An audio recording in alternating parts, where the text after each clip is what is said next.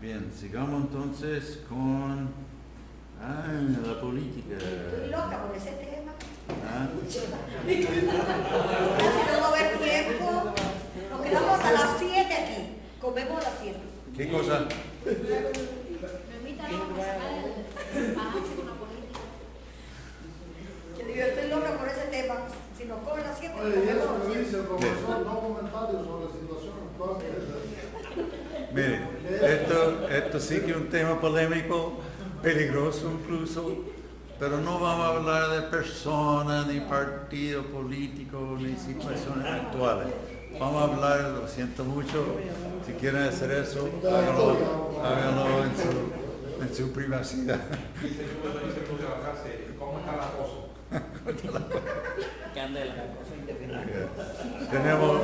Todos tenemos convicciones fuertes, yo sé, en estos asuntos.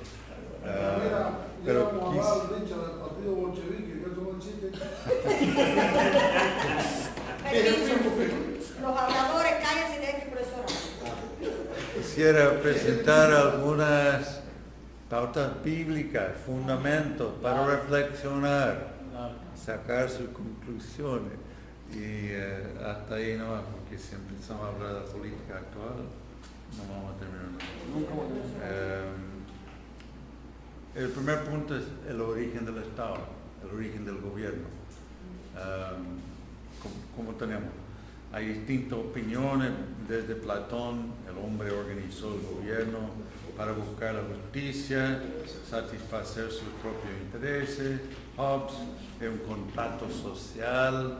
Está todo en el libro, entre personas, para evitar un conflicto de intereses. Se ponen de acuerdo para tener un gobierno, un gobernante soberano. Son dos ideas.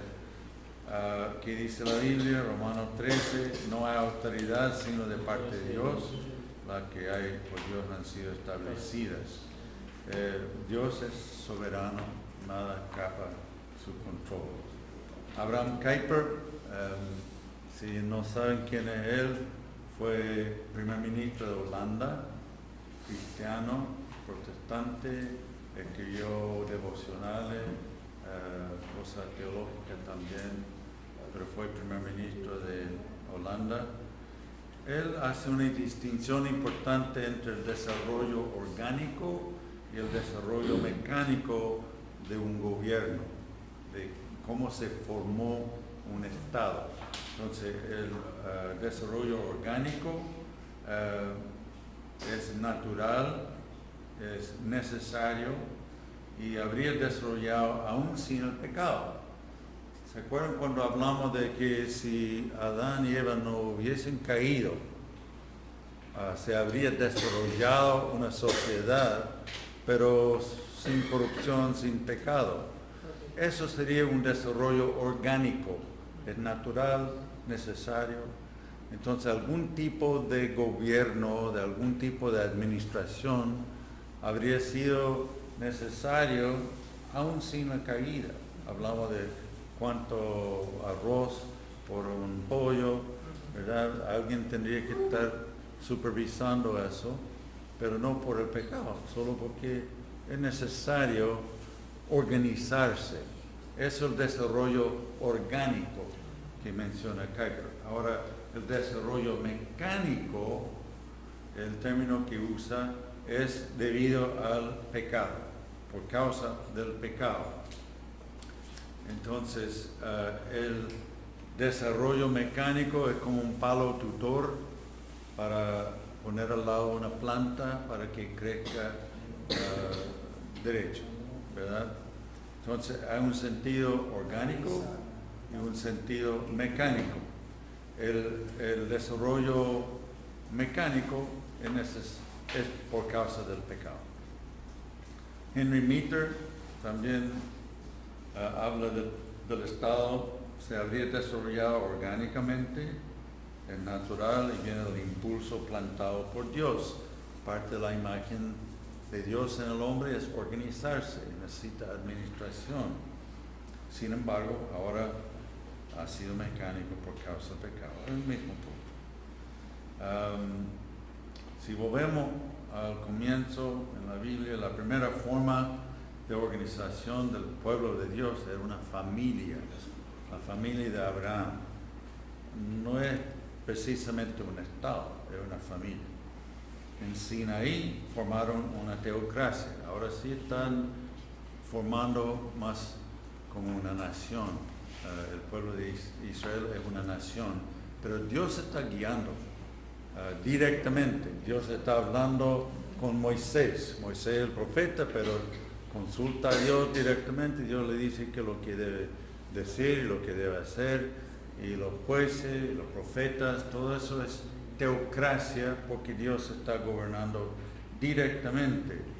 Ahora, cuando llegaron a la tierra prometida, se gobernaban por medio de jueces y después reyes también.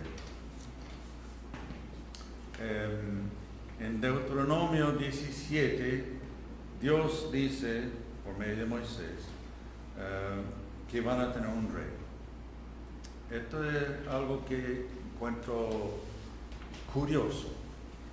Dios dice, vamos a ver, cuando hayas entrado en la tierra que Jehová tu Dios te da, y tomes posesión de ella y la habites, y digas, pondré un rey sobre mí, como todas las naciones que están en mis alrededores. Ciertamente pondrás por rey sobre ti al que Jehová tu Dios escogiere. Van a tener un rey, ¿verdad?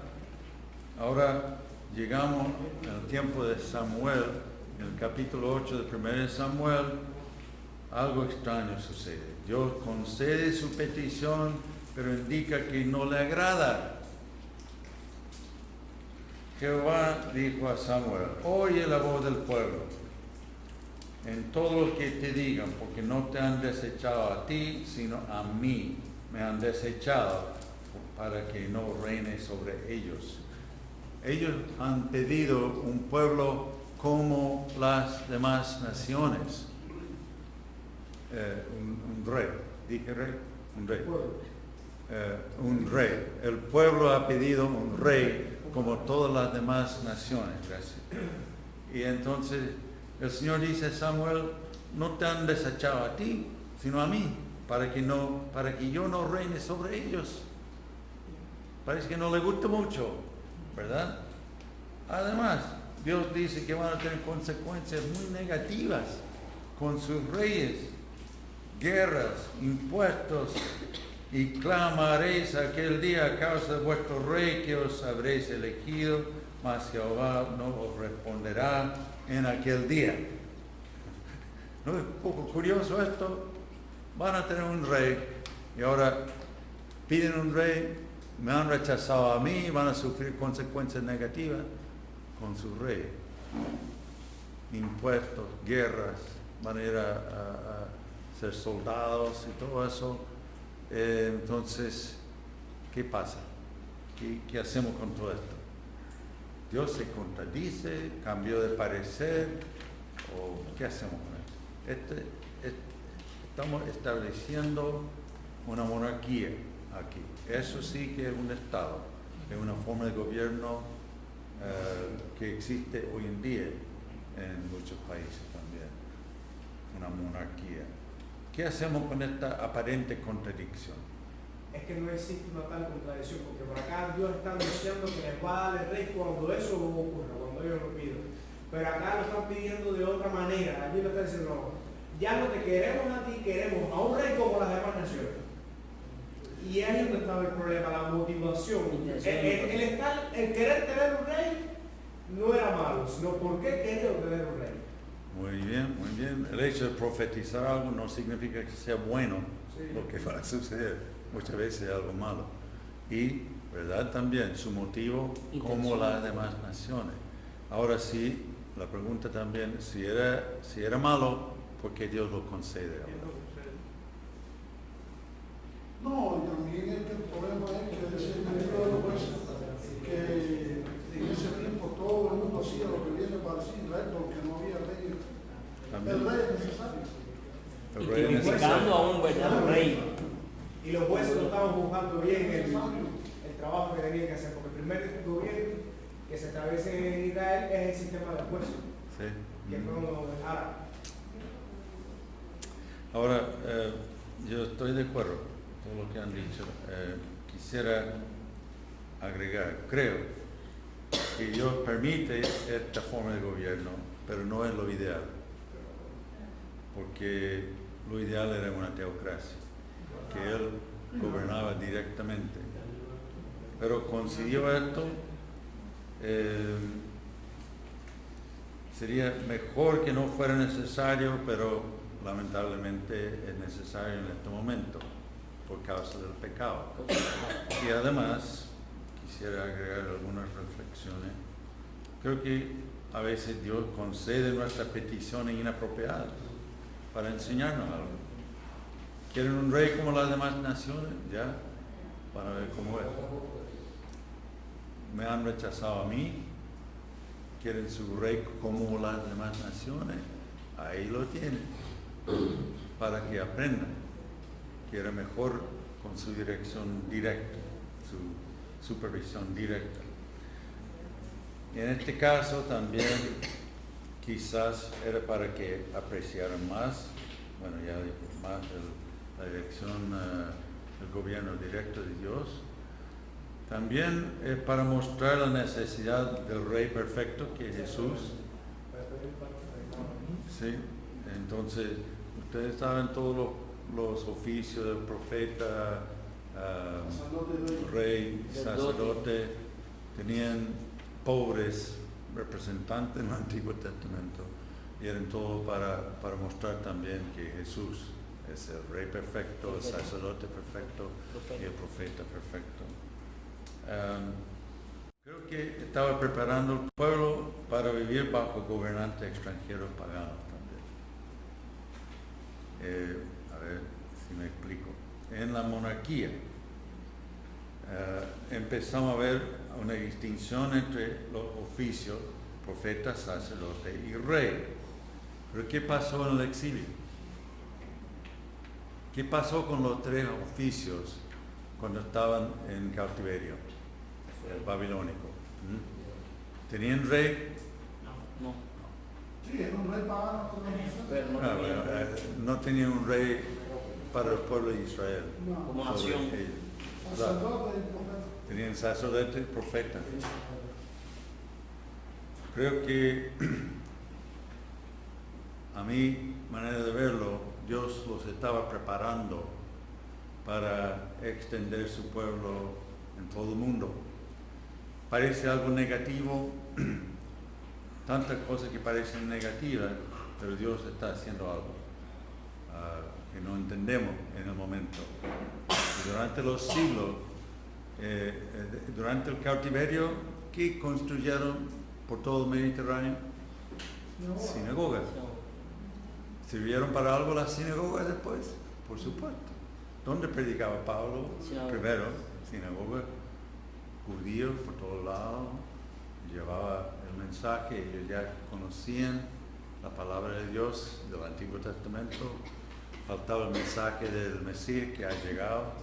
Eso era toda una preparación. Y esto es importante, cuando Pablo iba a la sinagoga en Grecia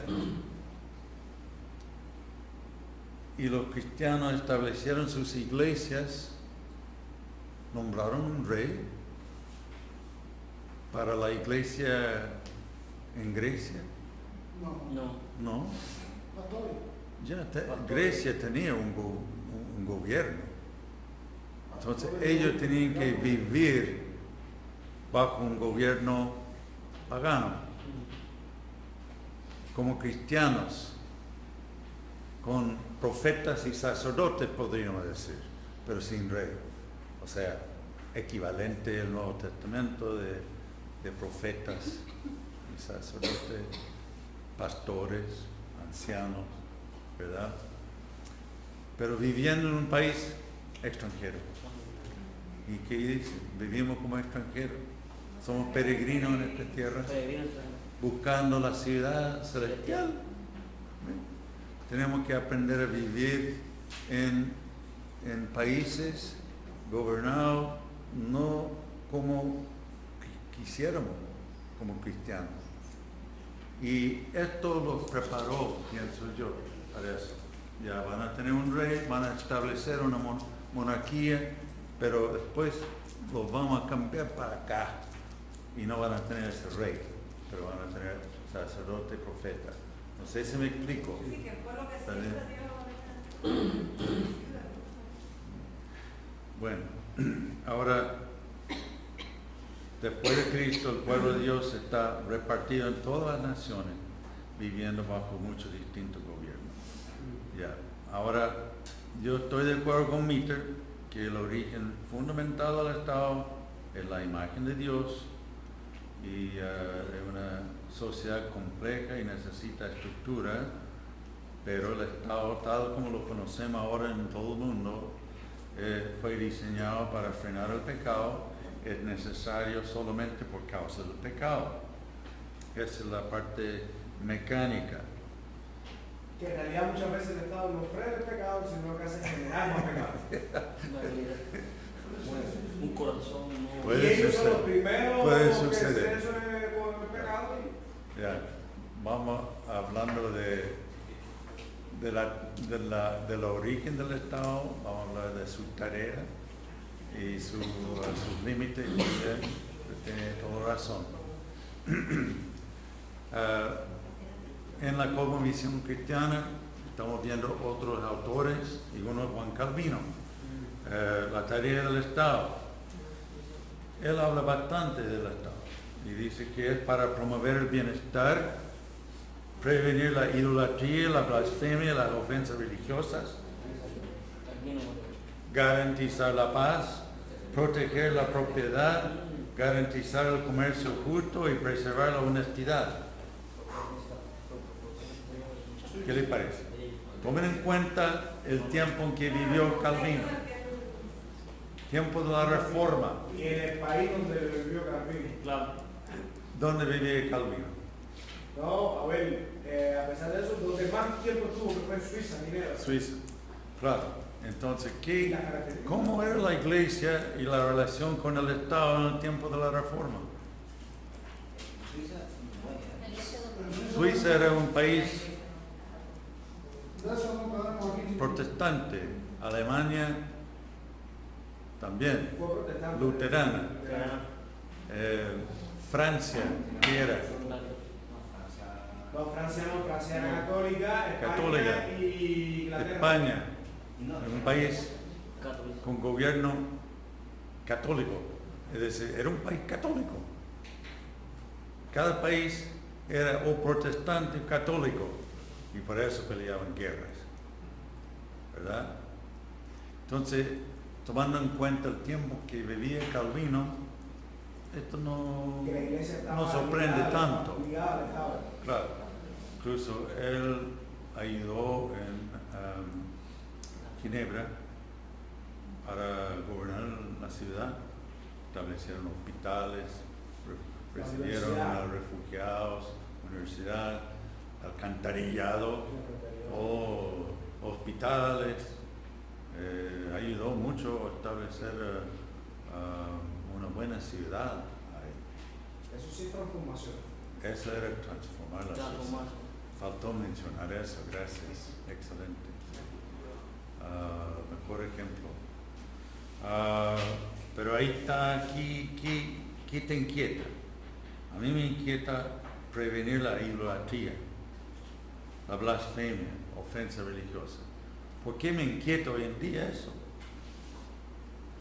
¿Qué-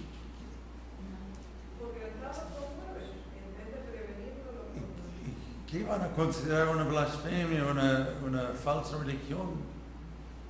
Si vivo en un país musulmán, no, yo voy a ser el hereje. Y si vivo en España en el tiempo de la Inquisición y soy protestante, yo soy el hereje. Me van a torturar o matar, o mandar fuera en el mejor de los casos. Y si aprueban la libertad religiosa, estando tú en posesión del Estado y apruebas la libertad religiosa, pues entonces eres como Salomón. Como Como Salomón, que también que permitió la libertad religiosa de cierta manera, ¿no? Con todas las mujeres. Con todas las mujeres, cada una venía con su Dios. Ah, Y entonces está apoyando y fomentando la idolatría. Y estás en ese 32. ya. Entonces estamos enfrentando el problema de cuál es la tarea del Estado, ¿verdad? Y si la tarea es religiosa, tenemos problemas, normalmente, ¿verdad? Pero estoy mostrando algunos pensamientos. Él dice, en resumen, el Estado debe hacer que resplandezca una forma pública de religión entre los cristianos y que exista humanidad entre los hombres. Suena bonito, si es que estás en el país con un gobierno con la religión correcta y las pautas correctas, que es muy poco probable, para decirlo. Kuyper, la tarea del Estado. Vimos el origen, ahora la tarea del Estado, según Calvino, según Kuyper, la tarea del Estado es hacer justicia, castigar el crimen, hacer la guerra cuando es necesaria, defender el país, mantener el orden, resistir la rebelión. No veo nada de religión aquí, ¿verdad? Justicia, defender el país, orden. Lo que más une es la represión, el Estado como método de represión. ¿Esto es represivo? A ver, castigar el crimen, hacer la guerra, defender el país, mantener el orden. Preventivo y represivo. No lo veo tan represivo, pero frena el pecado, la injusticia. Henry Meter simplemente es para administrar justicia y promover el bienestar general. Aquí dice Romanos 13. Alguien lee por favor Romanos 13 de 3 a 6. Romanos 13 de 3 a 6.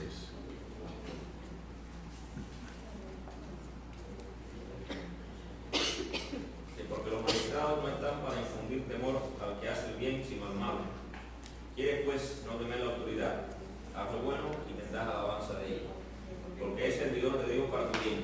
Pero si haces lo malo, teme, porque no en vano lleva la espada, pues es servidor de Dios, vengador para castigar al que hace lo malo. Por lo cual es necesario estarle sujetos, no solamente por razón del castigo, sino también por causa de la conciencia. Incluyendo 6. Pues por esto pagáis también los tributos, porque son los servidores de Dios que atienden continuamente a esto. Yo veo estos aspectos aquí. Para infundir temor al malo, suena represivo, ¿no? Pero como para frenar la maldad. Porque es servidor de Dios para tu bien. Debe buscar el bienestar del país. Lleva la espada para castigar al que hace lo malo. Es lo mismo que versículo 3 realmente. Si lleva la espada, eso infunde temor. Pero también pueden castigar a los malos. Y mi favorito, recibe tributo, impuestos.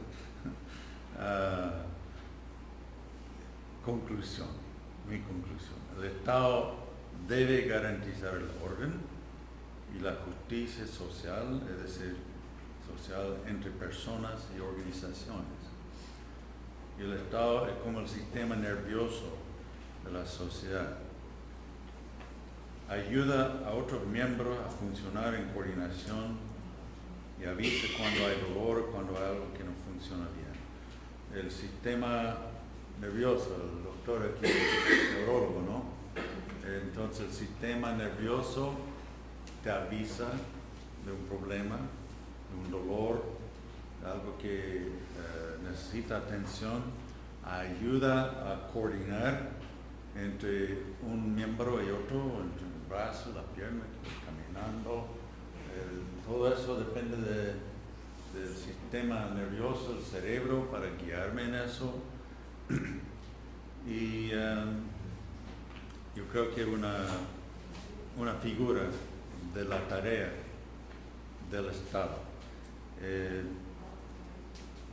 No sé si eso ayuda.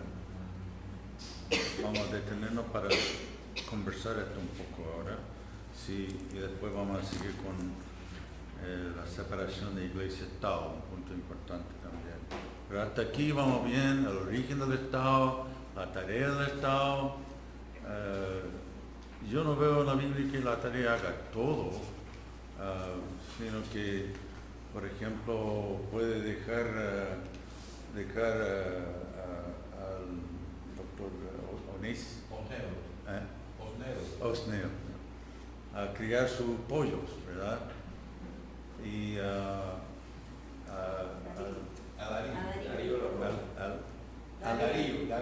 Darío, perdón, disculpe, Darío, mi amigo Darío, y no me acuerdo el nombre, conversamos todo de Darío.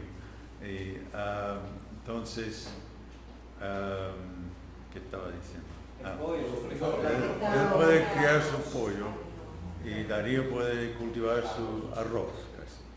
Ahora, yo digo, el Estado lo deje tranquilo hasta que Darío le vende un saco de arroz que la mitad es tierra, la mitad de abajo para que no se cuente. ¿Quién, defiende los derechos de Osneo? ¿Y quién supervisa esto? No puede ser el vecino o el hermano o el tío, y esto ya no van a ser objetivos, pero hace falta alguna supervisión de esto, que le van a decir, no, eso fue un crimen, tú le robaste y tienen que pagar de alguna manera. Si yo fuera rey o presidente, yo diría, págale lo que corresponde y punto, se acabó. Disculpen que la grabación quedó incompleta en Cuba, así que voy a agregar la última parte de la presentación mostrando la presentación PowerPoint. Primero hablamos de la separación de la Iglesia y el Estado.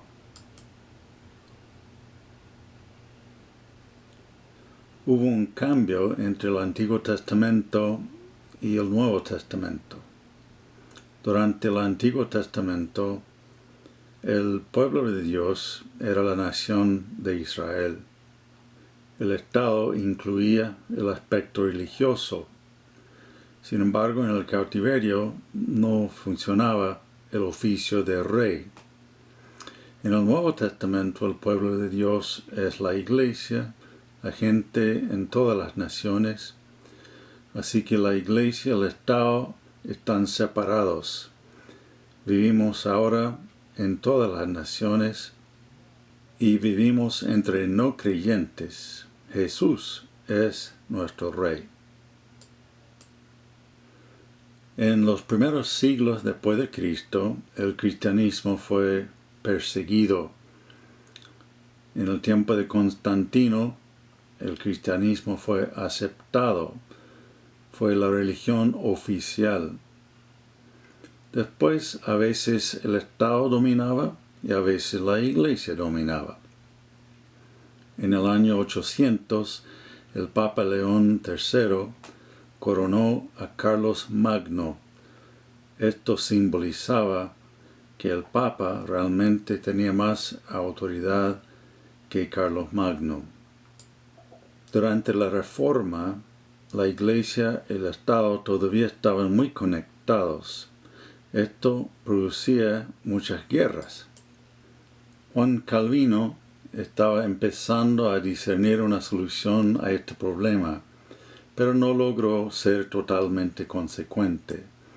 Él propuso que el Estado gobernara las costumbres y la conducta exteriores, y que la Iglesia supervisara las cosas del hombre interior. Los anabaptistas querían separarse totalmente de todo asunto civil. Es interesante que la primera versión de la Confesión de Fe de Westminster incluía las tareas del magistrado, del gobierno, del Estado. Decían que el Estado no debe intervenir en asuntos de la fe, debe proteger la libertad de la Iglesia, debe suprimir herejías y abusos en el culto. También podían convocar sínodos. Posteriormente eliminaron los puntos C y D en el año 1788, separando las tareas del gobierno y el Estado. El gobierno no podía, por ejemplo, decidir lo que era una herejía o lo que era un abuso en el culto. No les correspondía convocar sínodos tampoco. En América Latina, primero, el catolicismo era la religión oficial. Después, poco a poco, casi todos los países han cambiado para no tener ninguna religión oficial. Otro asunto que debemos conversar es cómo usar la ley del Antiguo Testamento hoy. Ayuda mucho separar, o por lo menos distinguir, debo decir, tres aspectos de la ley del Antiguo Testamento: el aspecto ceremonial, el aspecto civil y el aspecto moral. El aspecto ceremonial incluía las ceremonias y los sacrificios, ritos de limpieza y pureza. Sin embargo, como Cristo ha hecho el último sacrificio en la cruz, ya no observamos ese aspecto de la ley como en el Antiguo Testamento. Pero esto no significa que no aprendamos nada de las leyes ceremoniales. Aprendemos mucho. Nos enseña verdades espirituales. El segundo aspecto es el aspecto civil. Estas eran leyes especialmente para la nación de Israel. Incluía, por ejemplo, castigos y leyes acerca de las propiedades. Como el pueblo de Dios ya no es la nación de Israel, no observamos este aspecto tampoco como lo hacían o como lo debían hacer en el tiempo del Antiguo Testamento. Pero tampoco significa que no aprendamos nada de estas leyes. Nos enseñan principios generales de justicia. Y es aquí donde podemos animar a nuestros gobiernos civiles a practicar la justicia. El tercer aspecto de la ley del Antiguo Testamento era el aspecto moral. Estos son principios éticos universales que siguen vigentes tal como en ese tiempo. Todavía guardamos estos principios éticos. Finalmente, veamos un poco de la política de Jesús. Vemos que se sometió a los gobiernos, aunque no eran exactamente muy buenos y sanos. Se sometió, no enseñó ningún sistema político en particular. Es interesante el pasaje de Mateo 22, 15 al 22, donde le preguntan a Jesús si es lícito pagar impuestos. Él dice: ¿por qué me ponéis a prueba, hipócritas? Mostradme la moneda que se usa para pagar ese impuesto. Y le traen un denario Él dice, ¿de quién es esta imagen, esta inscripción? Dicen, del César. Y su respuesta entonces es, dad al César lo que es del César y a Dios lo que es de Dios. Creo que este pasaje nos ayuda bastante pensando en la separación de iglesia-estado, pensando en la tarea del Estado, nuestra relación como cristianos con el Estado. Y hay distintas maneras de interpretarlo, pero obviamente hay una cierta separación aquí y Jesús nos dice que no es lícito dar tributos al gobierno romano. Dice, dad a César lo que es de César. Que yo entiendo que significa que sí, está bien pagar los impuestos. Pero después dice, dad a Dios lo que es de Dios. En la moneda está la imagen de César. Entonces, los impuestos, la moneda, podemos dar a César. Pero recordemos que César también es la imagen de Dios. Entonces, él pertenece a Dios. Entonces, cuando hablamos de la separación de iglesia-estado, no estamos diciendo que hay una separación total, que ninguno tiene nada que ver con el otro, sino que en este tiempo tenemos que vivir una situación que no es ideal, porque vivimos en un mundo caído. Tal como vimos en Reyes, lo ideal habría sido una teocracia.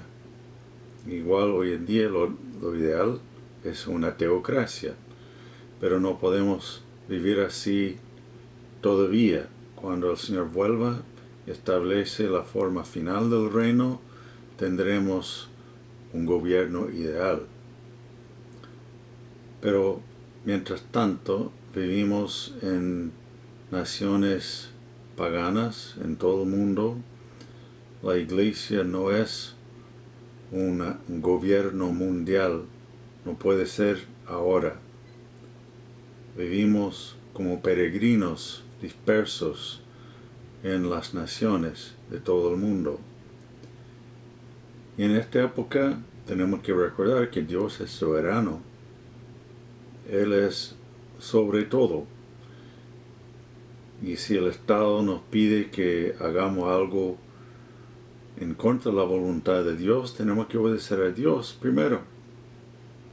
Pero sí, en este tiempo tenemos que someternos al Estado mientras no pidan algo contra la voluntad de Dios. Tenemos que pagar los impuestos, los tributos. Entonces hay una cierta separación no ideal en este momento. No vamos a imponer a la fuerza nuestra ética cristiana, pero tampoco podemos permitir que nadie nos imponga una ética que no es cristiana. Y la separación de Estado e Iglesia es importante en el sentido de que no tenemos que permitir que ningún gobierno mande lo que debemos creer o cómo adoramos al Señor. En ese sentido tenemos que proteger nuestra libertad cristiana. En Hechos 1, 6 al 8 le preguntan a Jesús si va a restaurar el reino. Su respuesta es que